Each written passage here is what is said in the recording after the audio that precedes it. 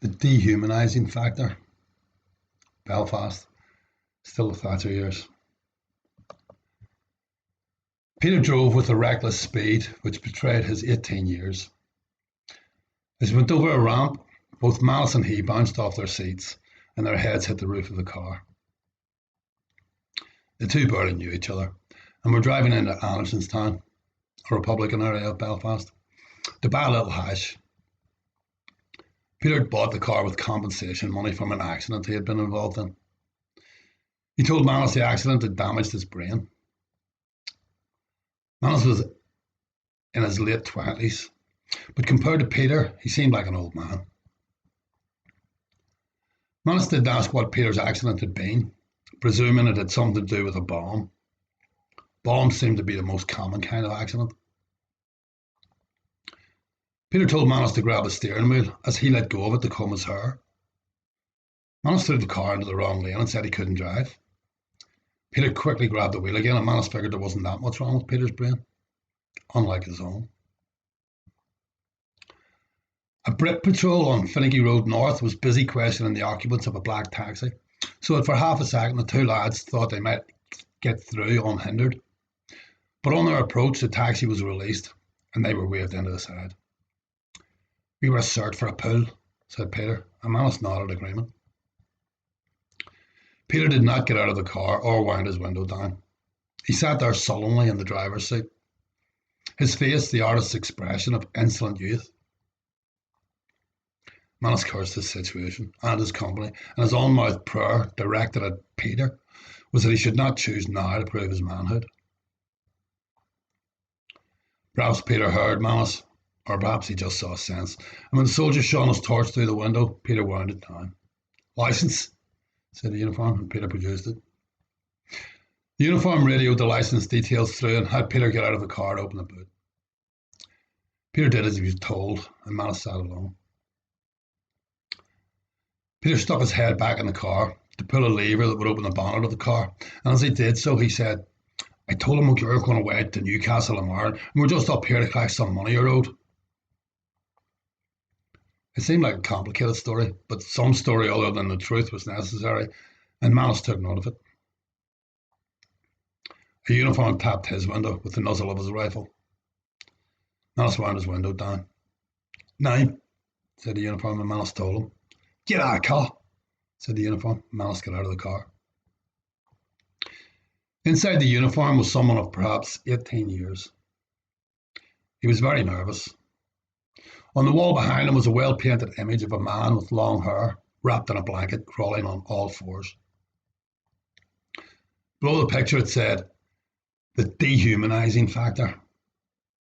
The capital H in the word dehumanizing referred to the shape of the maze prison buildings.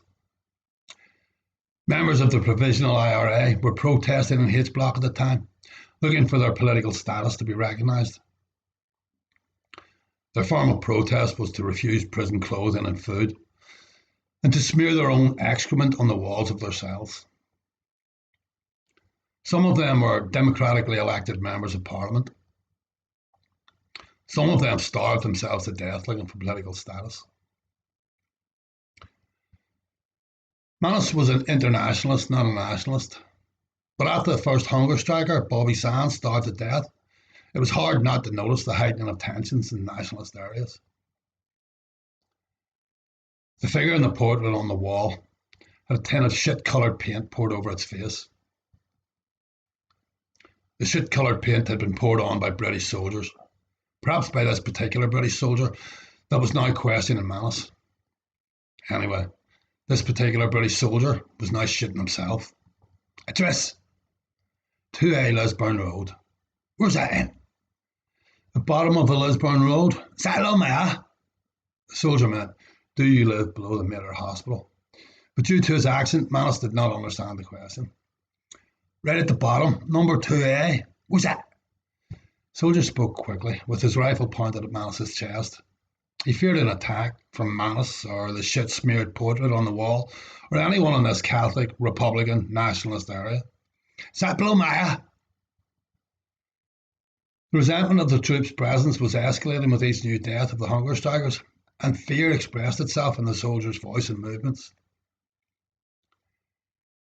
Manus could see the human being inside the uniform, and shaking his head in explanation, he managed to break through with, "Fuck's sake, mate, I've no idea what you're asking me."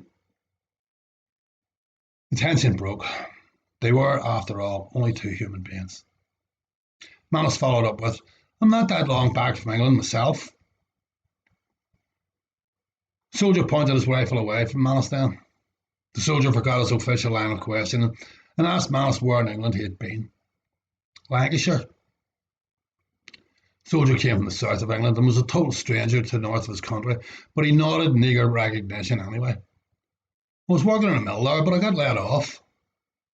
"It's getting as bad over there now," the soldier said, and Manus agreed. Then the soldier says, "Any chance of getting a job over here then?" But it was a bit of a joke question because neither of them considered Belfast to be an employment capital. "Only job going over here is yours, and I don't want it." The soldier laughed at that too, and then they parted. Manus driving off to buy some hash. The soldier squatted in someone's garden, below the defiled portrait of a starving figure wrapped in a blanket. As Peter and Manus drove off, Manus gave the soldier a thumbs up sign. He raised his thumb only enough for the man inside the uniform to see. He did not want anyone else in the area to see that he offered any kind of support to the uniform. He did not wish to offer any kind of support for the uniform. But the man inside the uniform, in another time and place, they might have stood together in a bar, played a game of pool,